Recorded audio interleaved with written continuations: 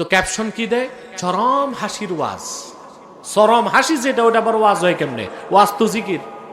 ওয়াজ কি? ওয়াজ করা কি? ওয়াজ শোনা কি? তারপর দেখবেন ইউটিউবাররা ক্যাপশন দেয়, বেশি ক্যাপশন ফাঁস আর বাস। কে কারে বাস দিল, কে কার কি ফাঁস করল, এগুলো কি কোনো গঠনমূলক কাজ? এখন আলহামদুলিল্লাহ ইউটিউবাররা এখন পরিবর্তন হচ্ছে এবং খুব সুন্দর শালীন ক্যাপশনগুলো তারা দিচ্ছে, আলহামদুলিল্লাহ। কিন্তু কথা আছে ভাই, বক্তা যদি ওয়াজি না করে তো ওরা ক্যাপশন খুঁজে পাবি কি? হ্যাঁ,